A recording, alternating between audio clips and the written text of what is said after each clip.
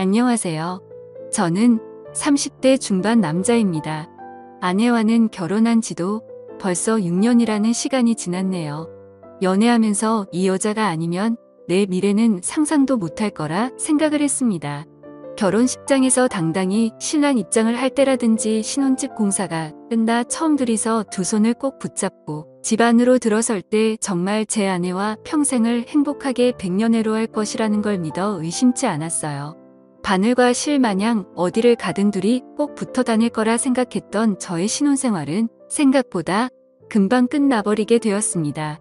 맞벌이 부부를 생각하고 결혼을 했는데 결혼 6개월이 지나니 아내가 더는 힘들어서 못하겠다며 회사를 그만두고 전업주부를 하겠다고 나섰습니다. 아직 갚아야 할 대출도 있는데 아이가 생긴 것도 아니고 너무 이른 것 아니냐 했더니 아내는 대학 동창 누구는 이렇게 살고 옆집 사는 누구는 저렇게 산다 하면서 자기가 아는 사람 이름을 하나씩 대면서 걔들은 결혼하고도 회사는커녕 집에서도 손에 물도 안 묻히고 편하게 산다는데 자기는 돈까지 벌고 집안일도 해야 하느냐면서 둘 중에 하나만 하겠다고 하는 거예요. 당장 다달이 나가는 대출금 생각을 하니 아내가 하루라도 더 일을 해주는 게 좋겠다는 생각이 들었습니다. 그런데 막상 집안일을 내가 할 테니 회사에 나갔으면 좋겠다고 하니 또 자기 주변 사람들 이름을 대면서 쟤들은 남자 잘 만나서 호의호식하는데 나는 왜 이렇게 살아야 되냐며 짐을 싸서 친정으로 가버리더라고요. 제가 뭘 그렇게 잘못한 건지는 모르겠는데 결국 장모님한테 해명 아닌 해명을 하고 사죄까지 하고 난 뒤에야 아내가 회사를 그만두겠다는 조건으로 다시 집으로 데리고 왔습니다. 그런데 막상 또 아내가 항상 집에 있으니 집안일도 잘해놓는 것 같고 음식도 여러 가지 종류별로 해주는 게 썩 나쁘지가 않더라고요. 이거 나름대로 좋을 거라 생각했는데 그것도 잠시 아내가 전업주부 생활을 시작한 지 몇 개월이 채 지나지 않아서 매일매일 새로운 반찬은 고사하고 그나마도 따로따로 접시에 담아주던 반찬마저 유리 반찬 통째로 대충 꺼내주는 게 당연해졌습니다. 내가 퇴근하고 들어오면 뭘 그렇게 누구랑 연락하는지 휴대전화기만 밤새 들여다보면서 잠도 저보다 늦게 들고 그러니 당연히 아침에 늦게 일어나게 되고 아침도 더는 차려주지 않더라고요.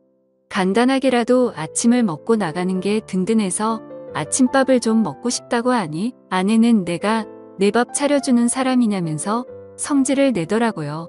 자기는 아침을 먹으면 온종일 소화가 안 된다면서 먹고 싶으면 내가 차려 먹으라고 화를 내는데 그냥 그 뒤로부터는 출근길에 김밥 한 줄 사서 먹는 게 일상이 되었습니다.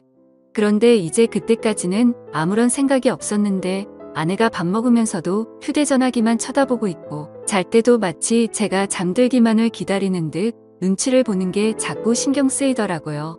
특히 제가 아내의 뒤쪽을 지나갈 때면 휴대전화기에 정신이 팔려 있다가도 화들짝 놀라기도 하니까 제가 의심을 하지 않을 수가 없었죠. 경험해보지 않으신 분들은 모를 겁니다. 설마 아내가 저를 두고 다른 사람하고 그것도 모래가 아니라 제가 집에 있는데도 불구하고 대놓고 연락하고 있다고 누가 생각이나 하겠어요. 저도 그랬고 그래서 처음에는 의심만 할 뿐 실질적인 조처를 할 수 없었습니다. 만약 그게 진짜였을 때 받게 될 충격이 어마어마할 테니 조심스러워지는 게 사람 마음이더군요. 하지만 점점 더 아내가 집에서 집안일을 하는 건지 뭘 하는 건지 모르겠을 정도로 집 상태는 엉망이 되고 있었고 아내는 더욱더 의심스러운 행동만 하고 있었습니다. 집에 있는 반찬이라고는 반찬 가게에서 사놓은 마른 반찬이나 저희 어머니나 처가에서 가져온 밑반찬 말고는 다른 걸 구경도 못 해봤는데 생활비 통장을 확인해보면 항상 현금이 인출되어 있고 잔액은 바닥을 치고 있었거든요.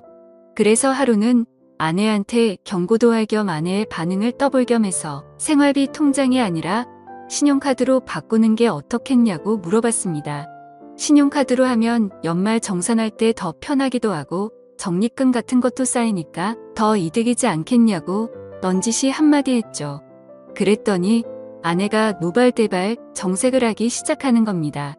저보고 내가 살림을 해봤느냐 어쩌느냐 하면서 자기는 그냥 마트에 가면 되는 걸 한 푼이라도 아껴보겠다고 시장에 가서 현금으로 결제해가며 깎아서 사는 거라고 그깟 현금 영수증 좀 안 하면 어떠냐고 하면서 자기가 장을 현금으로 싸게 보는 게 더 돈을 아낀다 뭐다 하면서 성질을 내더라고요. 그때 제 의심은 확신이 되었습니다. 그래서 아내 모르게 해서 사람을 붙여봤지요. 아내가 제가 출근한 사이 다른 사람을 만나는 걸 알게 되는 데는 그렇게 오랜 시간이 걸리지도 않았습니다. 이미 그럴 거라 생각을 하고 있었다 보니 아내가 그렇다는 걸 알게 되었는데 그렇게 놀랍지도 않았지요. 오히려 놀라게 된 건 아내가 바람을 피우는 상대가 누군지 듣게 되었을 때 그때 훨씬 많이 놀라게 되었지요. 아내가 제가 출근한 사이 한껏 차려입고 동네에서 꽤 떨어진 곳까지 가서 만난 상대는 다른 사람이 아니고 제 동생 녀석이었습니다. 제 동생은 저보다 4살이 아래지만 아내로서는 아내 본인과 동갑이다 보니 결혼 전부터 저랑은 세대 차이가 난다 뭐라 하면서 동생하고 죽이 잘 맞는 모습을 보여줬었거든요. 그때는 동생이나 아내나 저를 놀리면서 장난을 치는 거로 생각했는데 막상 심부름 센터에서 아내가 저 몰래 만나고 있던 사람이 다른 사람이 아니라 제 동생이라는 사실을 알게 되니 피가 거꾸로 솟는 기분이었습니다. 그런데 심부름 센터 직원이 덧붙이기를 둘이서 항상 카페에서 만나 1시간 정도 대화를 나누다가 그 다음으로 향하는 곳은 언제나 제 동생이 혼자서 사는 자취방이라는 겁니다. 말인즉슨 두 사람은 마치 누군가가 자기들을 알아보지는 않을까 눈치채고 있는 것처럼 매일같이 밖에서 만나기는 하지만 그 어떤 행각도 부리지 않고 카페에서는 조용히 대화만 나눈다고 하는 거죠. 사람이 집 앞까지 도착하면 마음이 풀리기 마련인데도 두 사람은 그 흔한 손 한 번 잡지 않는다고 하더군요. 그래서 아내가 매일같이 제 동생과 미래를 즐기고 있는 것은 사실이지만 그렇다고 해서 카페에서 매일같이 만나고 있는 것과 동생 집에 들어가는 걸 가지고 증거라고 들이밀기에는 조금 부족한 감이 있다고 하더군요. 제일 좋은 건 블랙박스가 되었든 집에서 녹음하던지 간에 어떻게든 두 사람이 저를 속이고 그러고 있다는 걸 입증할 만한 증거가 필요하다는 겁니다. 아니면 두 사람의 현장을 제가 덮치던가 하는 식으로 말이죠. 그러니까 이 심부름 센터 사람도 이런 쪽 일이나 이런 경우는 굉장히 빠삭한 편인 베테랑이었거든요. 여태까지 짬으로 보기에 분명히 이 상황은 제 동생과 아내가 반드시 무언가 있을 거라는 확신이 있는데 괜히 헛다리 짚었다가 자기한테 피해가 갈 수도 있으니까 한 발을 빼는 것처럼 보였습니다. 그리고 나서는 3주를 따라 붙었는데 저렇게 매일같이 만나면서도 아무런 흔적을 남기지 않을 수는 없다고. 거기서부터는 저도 같이 협조해서 잡아내든지 아니면 자기들은 발을 빼겠다고 하더군요. 제가 여태까지 들어간 돈이 얼만데 현장 증거를 나보고 잡으라는 거냐고 따지니 이만 여기까지 하겠다는 겁니다. 이후의 일은 제가 알아서 하라고요. 어디에 돌팔이 같은 놈들한테 엮인 기분도 들고 괜히 다른 센터를 찾아봐야 그 정도로 암수를 피우는 거라면 아무것도 못 잡아낼 수도 있겠구나 하는 생각에 저도 더는 시간 낭비를 하지 않기로 했습니다. 그냥 제가 현장을 직접 덮쳐버리는 게 낫겠다 싶었어요. 회사에 월차를 내고 렌터카를 하나 빌려서 동생이 사는 자취방 앞에 대기하고 있었습니다. 아내는 제가 출근한 줄로만 알고 있을 테니 매일같이 만나고 있다고 하는데 당연히 그날도 둘이 똑같은 패턴으로 카페에서 둘이 만나서 동생 집에 도착을 하겠다는 계산이 서 있었습니다. 차 안에서 숨죽여서 기다리고 있었지만 그 시간이 평소와는 다르게 엄청나게 천천히 가더군요. 이 무더위 속인데도 모자도 뒤집어 쓰고 최대한 안 보이게 동여매고 있으니 거기에 차 시동도 걸어놓지 못하는 상태다 보니 정말 죽을 맛이었습니다. 그런데도 심장은 엄청나게 빠르게 뛰고 정말 그 차 안에서 무슨 생각을 했는지 기억도 안 날 정도로 오만 가지 생각이 오고 갔습니다. 아니나 다를까 거의 매일같이 똑같은 패턴으로 행동한다는 말과 똑같이 두 사람이 시야에 들어오더군요. 사진으로 보는 것보다 실제로 보니 정말 치가 떨려서 그 자리에서 문을 박차고 나가 두 사람한테 욕한 바가지를 쏟아붓고 싶었지만 현장을 덮치기 위해 속으로 참을 인자를 새기면서 겨우겨우 참아냈습니다. 카페에서 둘이 시간을 보냈으니 집 안에 들어가자마자 본 경기를 시작하려나 그 길로 저도 뒤따라 들어가 문을 열고 들어가고 싶었지만 참았습니다. 그때의 1분 1초는 정말 제 인생 그 어떤 시간보다 느리고 천천히 흘렀습니다. 무더위에 두 사람 다 걸어오느라 고생 좀 했을 테니 땀이라도 식히겠거니 싶어서 조금만 더 시간을 두고 기다리기로 했지요. 동생 집 비밀번호는 제가 이미 알고 있었습니다. 뭔가를 바꾸는 걸 별로 좋아하지도 않는 성격이어서 예전부터 한 번호만 쭉 고집해온 녀석이거든요. 이미 두 사람이 집에 들어간 상황에 저도 뭘 더 차 안에 있을 필요가 있겠나 싶어 저는 이미 동생 집 앞까지 들어와 있는 상황이었습니다. 얇아 빠진 철제 현관문 너머로 아내와 동생의 목소리가 들려오는데 정확하게 무슨 내용을 말하는지는 들리지 않았지만 동생이 벌써 시작을 한다느니 어쩌니 아내가 오늘은 조금 빨리 좀 끝났으면 좋겠다느니 어쩌느냐 하면서 하하 호호거리며 이야기를 주고받더군요. 아니나 다를까 5분도 걸리지 않아서 두 사람은 뭘 하는 건지 문 너머로 들려오던 소음도 하나 들려오지 않고 조용하니 아무 소리도 들리지 않기 시작했습니다. 둘이서 나눴던 대화 때문에라도 이미 미칠 것 같았는데 막상 아무 소리도 들리지 않으니 눈앞이 깜깜해지더군요. 더는 기다리지 못하겠다 싶어서 문을 박차고 들어갔습니다. 들어갔는데 두 사람은 제가 생각한 것과는 정반대로 서로 멀찌감치 떨어져 앉아있더군요. 옷도 제대로 갖춰 입고 있었고 말이죠. 오히려 그 문을 따고 들어간 제가 더 당황스러웠습니다. 지금 뭐 하는 거냐고 크게 외치면서 들어갔는데 오히려 제가 민망한 상황이 되어버렸어요.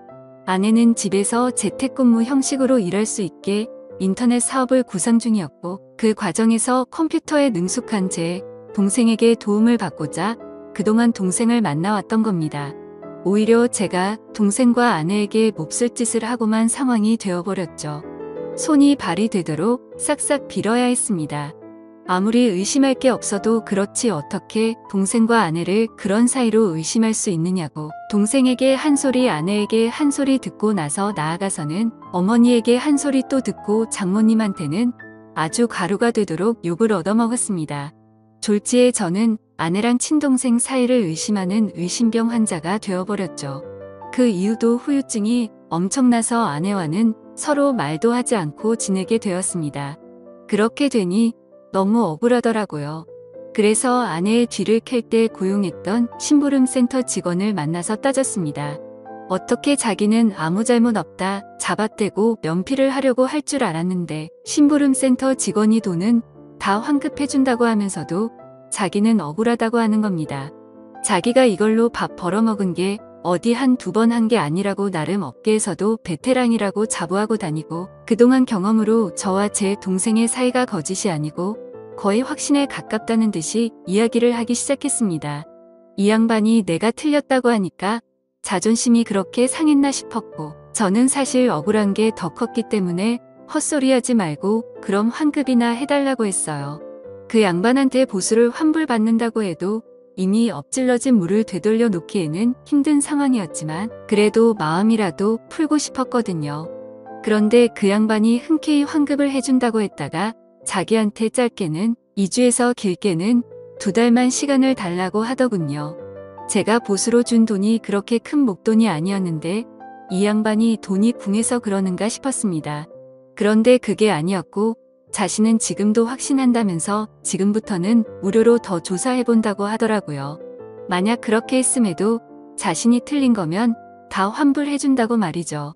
안 그래도 헛다리 짚어서 쪽팔렸었기에 그냥 무시하려고 하다가 공짜로 해준다는데 내심 저도 껄끄럼해서 일단 알겠다고 했습니다. 그로부터 정확하게 한 달이 지나서 그 양반이 저에게 녹음 파일 하나와 사진 몇 개를 내밀더군요. 그리고 그건 사실이었던 겁니다. 아내와 제 동생의 사이가 말이죠. 심부름센터에 어떻게 그걸 확신했느냐고 했더니 주변 정황만 봐도 다 보이는 상황이라는 겁니다. 갑자기 커진 아내의 씀씀이와 돈의 사용처를 들키기 싫어서 현금을 사용하는 것까지 말이죠. 제 아내가 동생 집에 들락거리는 건 어떻게든 둘러댈 수가 있지만 돈을 번다고 하는 일인데 오히려 소비만 더 커지고 있으니 뭐가 있어도 있다고 확신을 했다는 거죠. 그리고 두 사람이 사랑의 속삭임을 나누는 정황을 녹음했고 한 달간의 추적 끝에 두 사람이 마음을 놓은 사이 길거리에서 손을 꼭 붙잡고 있는 사진을 찍는 데까지 성공한 겁니다. 보통 그런 식으로 미래를 즐기는 부부들에게는 공식 같은 게 있다고 하더군요. 아무래도 떳떳한 만남이 아니다 보니 데이트 장소가 매번 갔던 곳으로 한정적인 짝이 있기도 하다네요. 그러면 그 짝의 특징이 테이블 같은 곳도 매번 같은 자리를 선호한다는 겁니다. 그 덕분에 둘이서 사랑의 속삭임을 나누는 대화 내용도 녹음을 뜰 수 있었다고 하고요. 환불을 받으려고 했는데 심부름센터에 감사해서 추가 수당까지 지급하고야 말았어요. 아내와 동생을 한 곳에 불렀습니다. 그 둘 앞에 제가 확보한 사진을 들이밀었더니 제 앞으로 달려와서 무릎을 꿇고 속일 생각은 없었다고, 두 사람 다 잠깐 정신이 어떻게 되었었나 보다고 하면서요. 자초지종을 들으니 아내가 처음에는 재택근무로 돈을 벌며 가게의 보탬이 되려고 했던 건 사실이었습니다. 그리고 컴퓨터에 일가견이 있는 제 동생에게 찾아가 도움을 요청한 것도 사실이고요. 저 모르게 시작해서 놀라게 해줄 생각에 저한테는 따로 말을 한 적이 없다고 합니다. 그런데 아무 경력도 없는 여자가 제 동생이 컴퓨터를 아무리 잘한다고 한들 인터넷으로 장사해본 경험도 없는 새파란 햇병아리에 불과한데 초짜 둘이서 머리를 싸매고 있겠다고 해도 돈이 벌릴 리가 만무했던 거죠. 그렇게 둘이서 맨땅에 헤딩하면서 생활비며 용돈이며 끌어다 써서 돈을 날리고 나니 그러는 과정에서 둘이 정분이 나버린 거였어요. 처음에는 그냥 돈이 안 벌리는 상황에 스트레스 해소용으로 시작한 건데 날이 갈수록 그 마음이 커져서 이 지경까지 왔다고요. 그러니까 제가 쳐들어간 그날도 일하고 있던 건 맞지만 일이 끝나면 어떻게 될지 몰랐던 거죠. 그런데 제가 좀 더 참지 못하고 현장을 확실하게 덮치지 못했을 뿐이었던 거였고요. 운도 참 지지리도 없다 생각 들었습니다. 조금만 더 참았으면 그때 이미 발견하는 거였는데 오히려 제가 성급하게 행동을 해서 두 사람한테 알리바이만 만들어준 꼴이 돼버린 겁니다. 그리고 저한테 그렇게 한번 걸렸으니 두 사람은 완전히 마음을 놓았던 거고, 그동안 밖에서도 누가 볼까 경계태세로 다니던 두 사람이 마음을 놓고 손을 잡고 돌아다니다가 심부름센터에 꼬리를 잡혔던 거였죠. 세상에 믿을 사람 하나 없습니다. 평생을 약속한 배우자와 저의 하나뿐인 혈육인 동생이 저를 두고 그런 행각을 벌였다고 생각해보세요. 여러분들이라면 어떠실 것 같은가요? 심부름센터 비용하고는 다 동생과 아내에게 뜯어냈고 위자료 청구까지 했습니다. 제 친동생에게까지 합의금을 뜯어내야 하는 게 참 어이가 없는 상황이네요. 두 사람이 얼마나 깊은 사이였건 간에 제정신이면 이렇게 저와 연을 끊고 나서도 둘이서 더 만나는 일은 없을 테지요. 아니, 뭐 만나도 상관없습니다. 이젠 제 인생에 더 이상은 없는 전처이기도 하고 아예 처음부터 존재하지 않았던 동생이라고 생각하고 살아가기로 했으니까요. 사연을 읽어주셔서 감사합니다.